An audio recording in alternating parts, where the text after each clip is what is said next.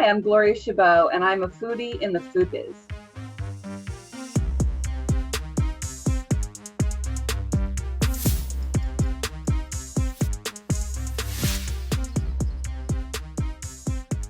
My father was in banking, but came from an era when women did not necessarily move forward up the ladder in that world, and suggested strongly that I go to school to be an accountant, not a CPA because I was a female, but to be an accountant, which I then converted and said, "There's no way.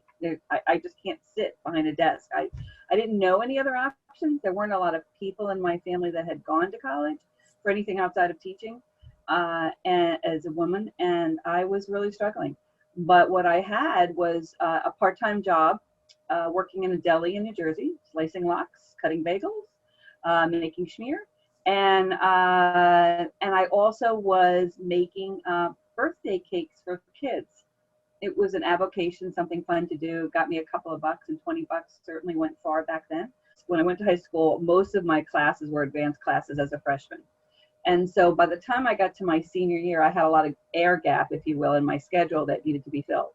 And I took a home ec class. I said, what the heck? And filled up. I ran out of Spanish classes. I mean, I'd run out of classes was what happened. And so I said, I can bake, whatever. So I can remember Mrs. Dugalinsky like it was yesterday, was my home ec teacher who had, I can remember she drove this really cool little Triumph car. She seemed really cool and hip. And she had also been a food stylist and a photographer.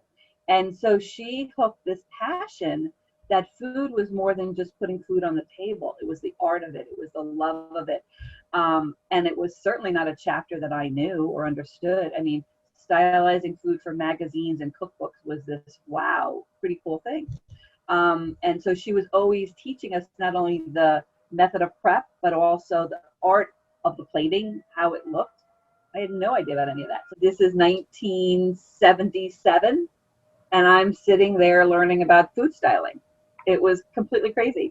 And she was just amazing. And she didn't let the four walls stop her education. She brought the world into the classroom and her experience. And I think that's what life is all about.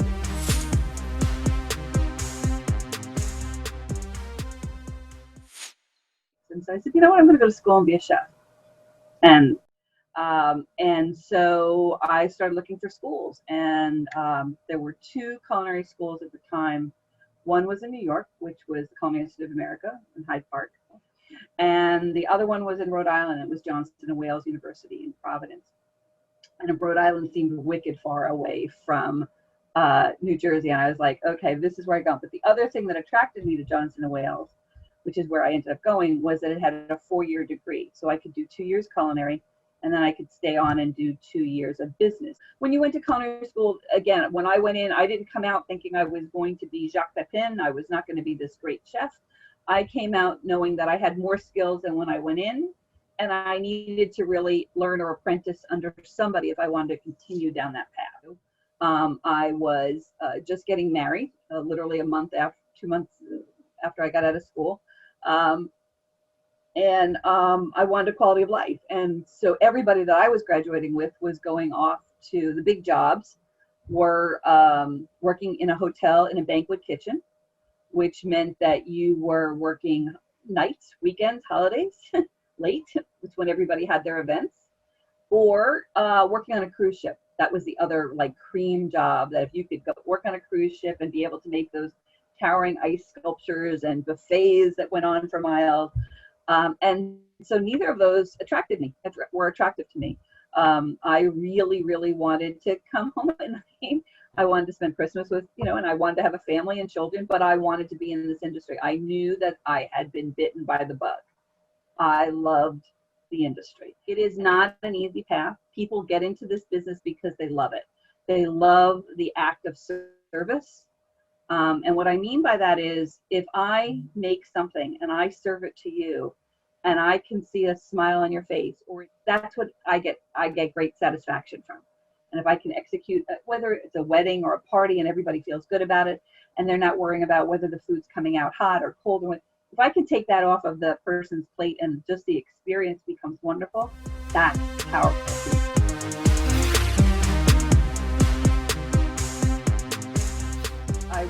what's called a contract food service company, which means they hire, anybody can hire a company that specializes in this to come in under their umbrella. So like at a public school, or a school, they might have a lunch program.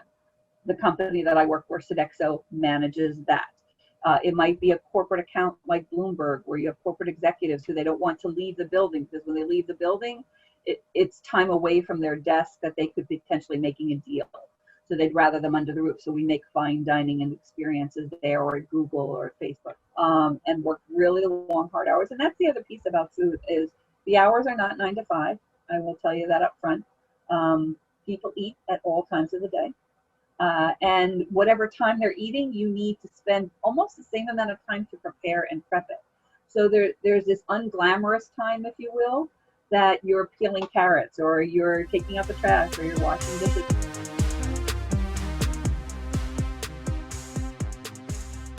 The most important person is not the chef in the kitchen. The most important person is that dishwasher. That is the lifeblood of the kitchen. And if you understand that, and you treat everybody with the same level of respect and dignity, you will have an amazing organization. But never think that the restaurant is about the chef. Because if that's what you think it is, you miss the note. It is the whole team. It's the collaboration of everybody, and recognizing that everybody contributes to what that lands on that plate and what people think about that restaurant. Treat everybody equally, and treat them with kindness in the same way you'd want to be. And it doesn't matter whose name's on the door. And I know quite a lot of chefs, I will tell you, and a lot of restaurant owners. And the ones that are the most successful are the ones who can do every task in their organization. Not because they want to prove it, but because they've had to get it open, because one day the dishwasher didn't show up. And the other thing is, you've got to be able to train everybody to be able to keep whatever your dream is fluid. You also want a day off. Yeah, restaurants, for the most part, if you are what they call brick and mortar, a restaurant standing on the street, for the most part is open 7 days a week. Do you want to work 7 days a week?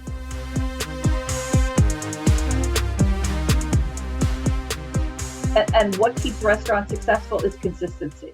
So if I came on this week and I come back with my friends 2 weeks from now because I had a great time, those nachos, that creme brulee, whatever it is, should be the same.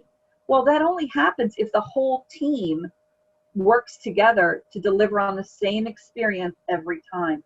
And just to make an amazing dish means nothing in the restaurant industry. It's about, and I would benchmark McDonald's. The reason McDonald's became the business that it is because it's consistent. And because if you're in McDonald's in Chicago, or you're in McDonald's in New York, or you're in it in California, it is the same burger. It is the same bun, and it's assembled the same way. People know what to expect, and because of that, they will frequent it. Your restaurant, if you're in it, needs to be the same. And the chefs are constantly reinventing and creating new items and new but they're not messing with what is, because that is what their mainstay is of their guests, and that's how they build their business.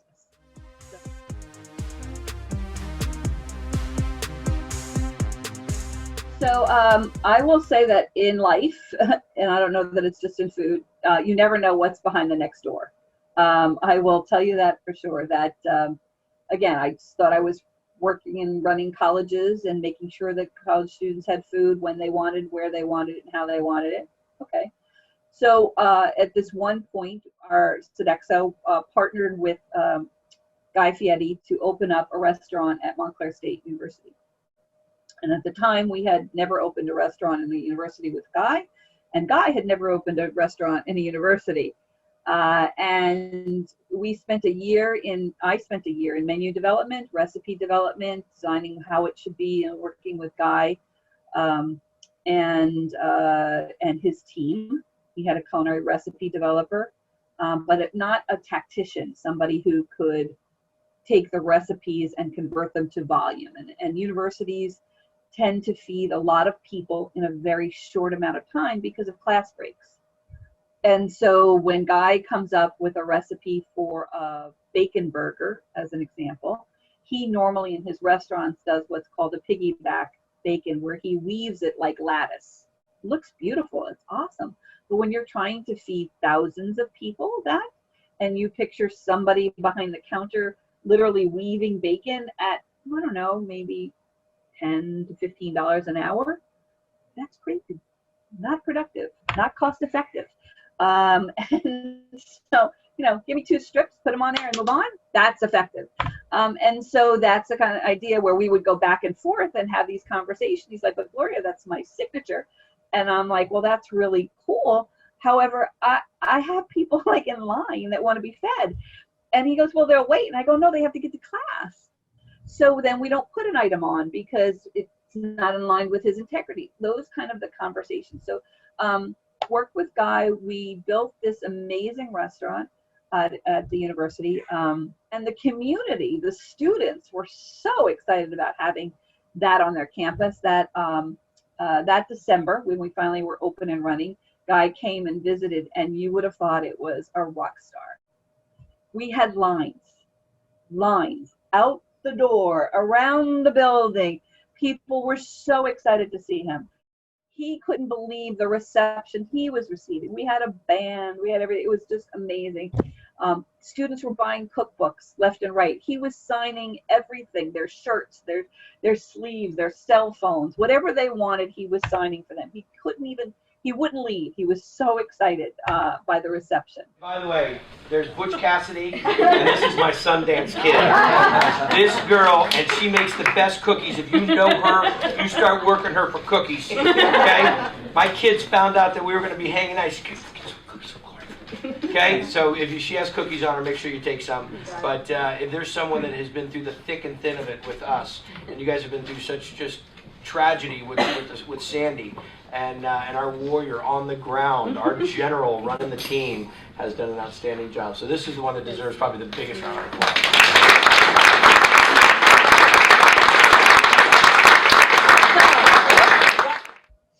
And so the business relationship ended up not sustaining.